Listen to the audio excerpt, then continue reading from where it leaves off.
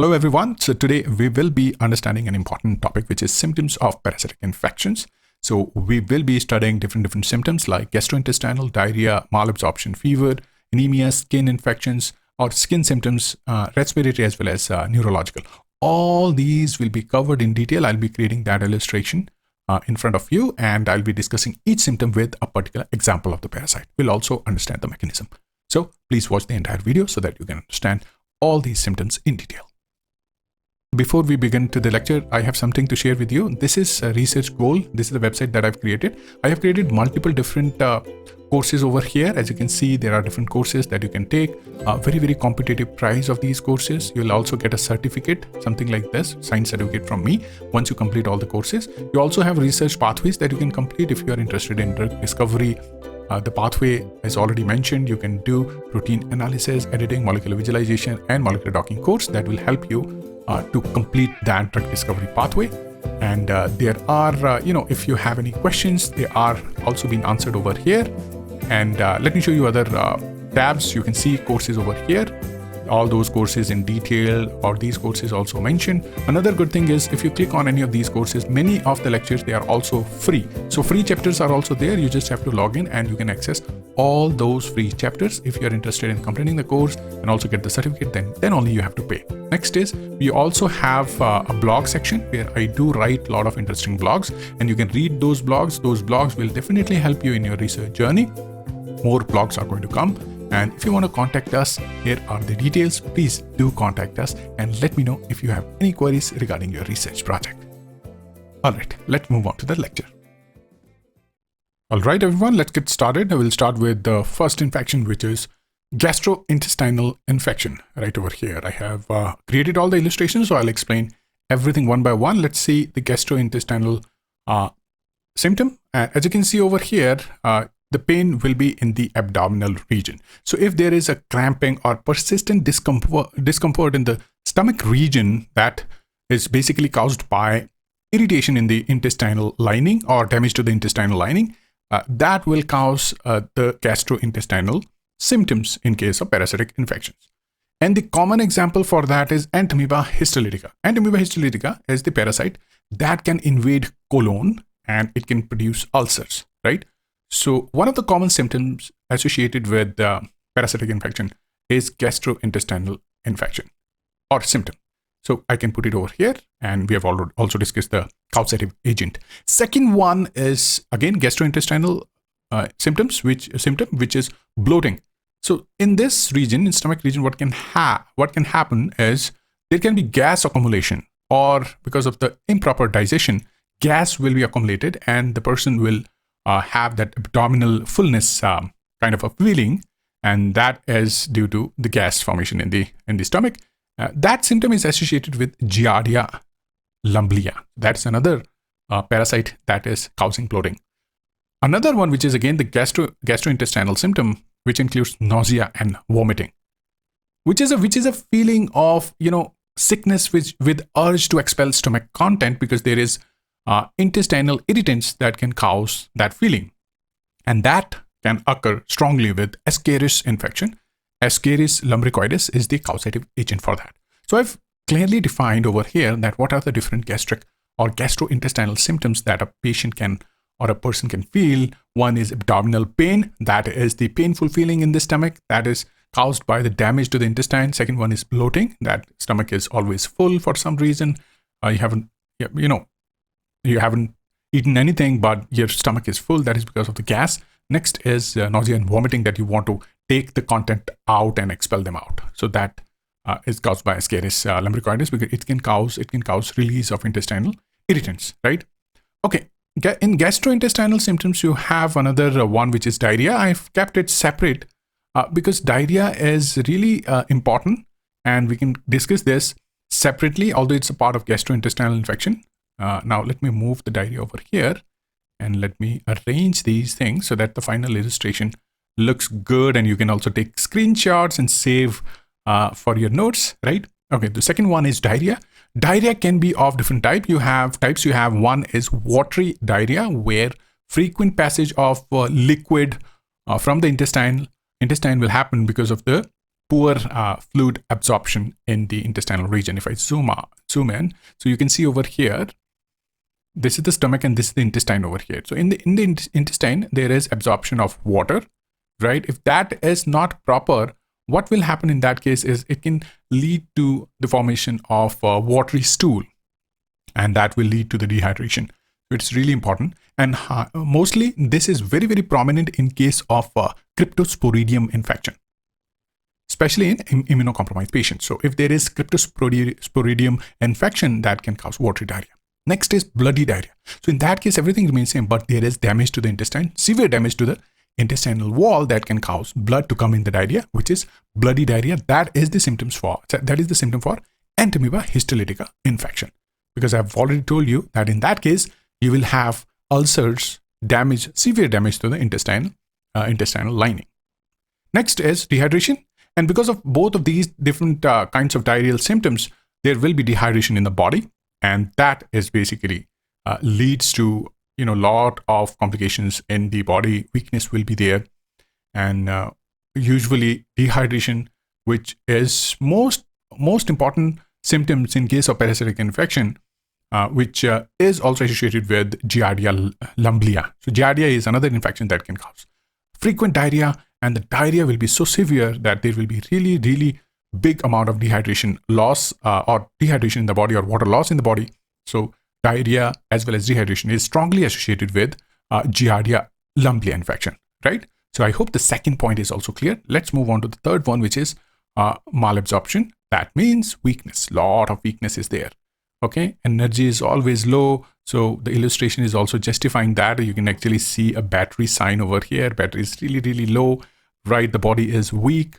So in malabsorption, what will happen? There will be few important symptoms that will be really, really common. One is weight loss. The person will lose a lot of weight because of the poor nutrient absorption. So that also occurs in case of, very, very prominent in case of Giardia lumblia infection. Okay, that I've already explained that because this is associated with diarrhea. Next is greasy, foul-smelling stool is another reason for weight loss, malabsorption, because all the nutrients, they are coming out of the body. So the stool is really foul-smelling and it's greasy because there is fat-rich content in the stool.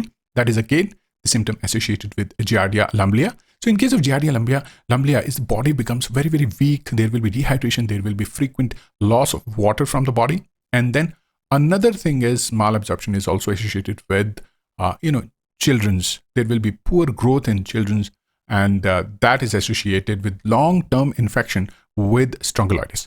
So Strongyloides is another pathogen, and all these pathogens, I'm sure you need to study them in detail. They are really, really important pathogens. So malabsorption, in case of children specifically, you have Strongyloides as one of the important parasitic agent. Right?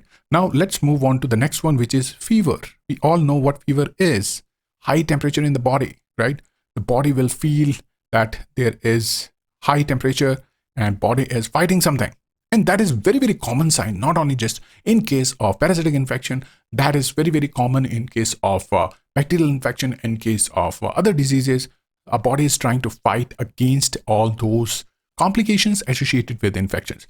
And in case of fever or fever-associated symptoms, you will have one, high temperature in the body, right? The temperature will become very, very high, and that is the basically why body does that, because it wants to fight with the infection and really want to give different temperature environment for the pathogen. So the pathogen is having hard time and surviving in that high body temperature condition. So that fever is very, very prominent in case of Plasmodium infection, especially in case of Plasmodium falciparum, right?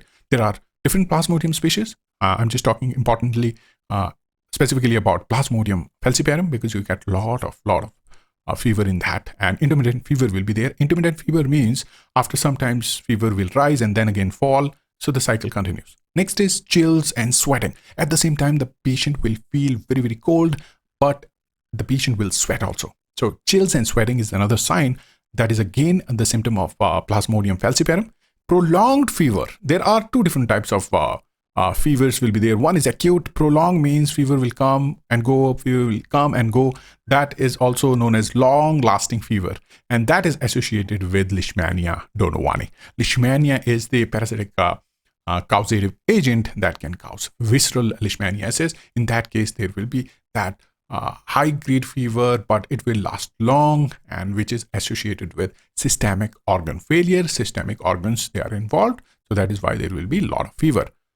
Okay, so that is nice. Okay, we have covered at least 4 important parasitic symptoms. Now let's move on to another one right over here, which is anemia. Anemia, right? Okay, anemia, and I don't know if you can guess from the image itself. Image clearly shows you that there are these red blood cells and they are being targeted by the pathogen. Okay, so the loss of especially when there is loss of hemoglobin, your reduced hemoglobin levels will be there.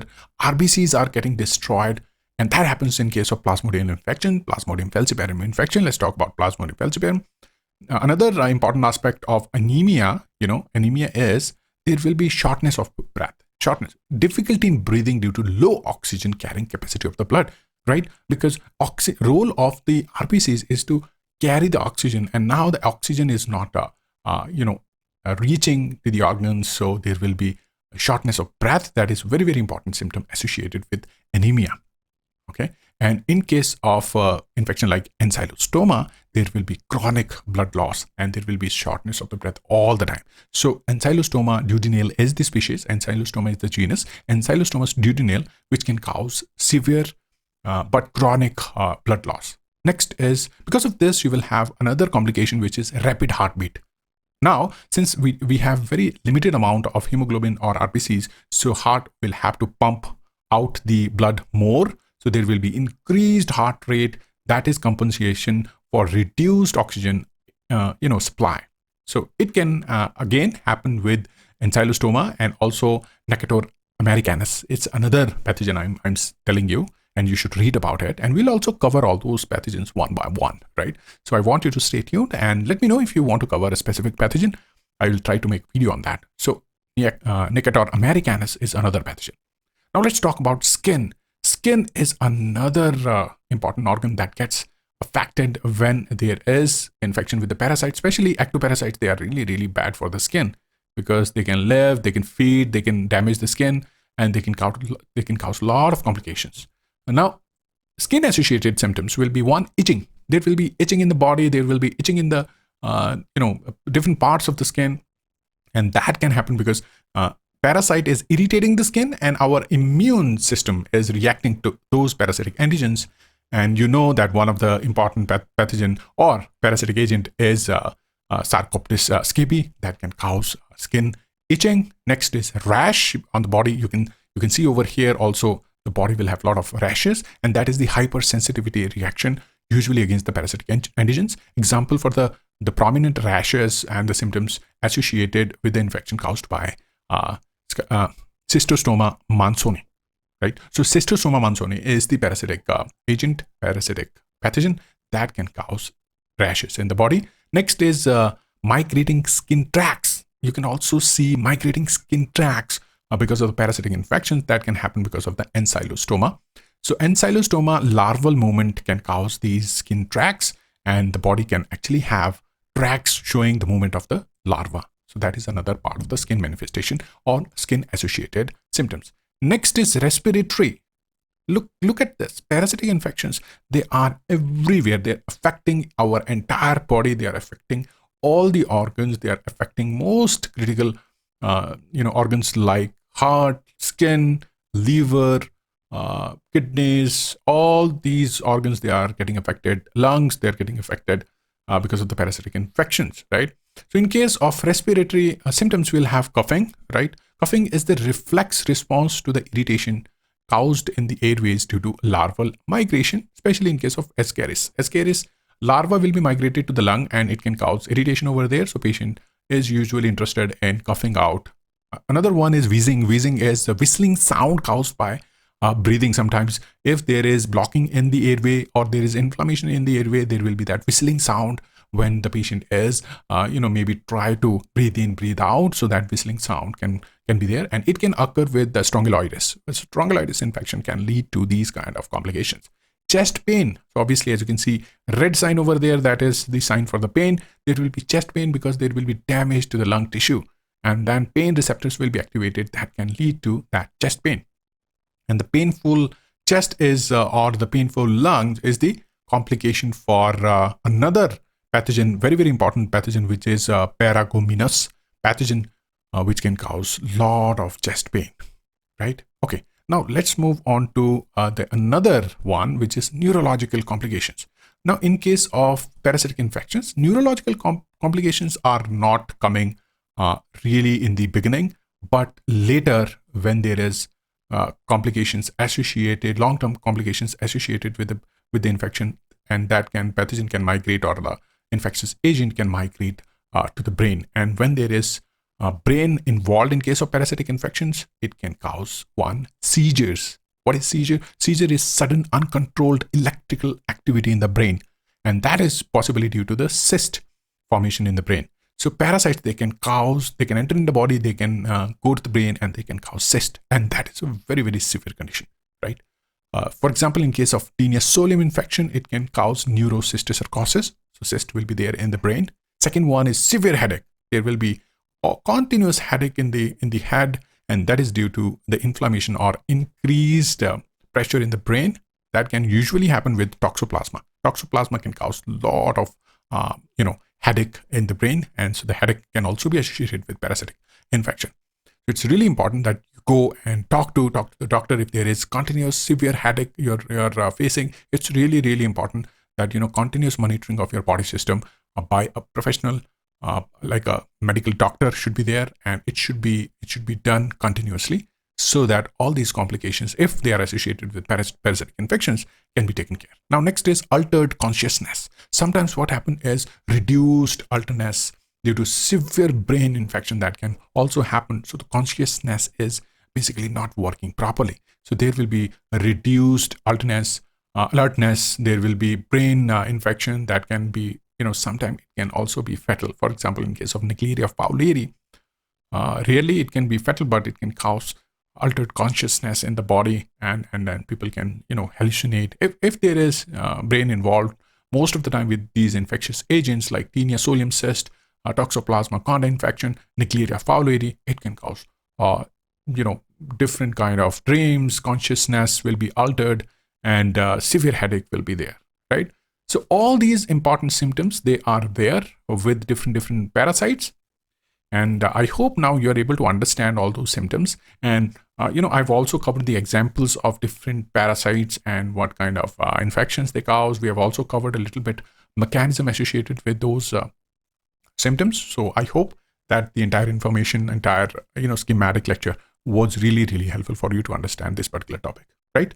Okay, so I'll meet you in the next one, where we will discuss these kind of topics, similar topics, in more detail. Right, everyone? Take care.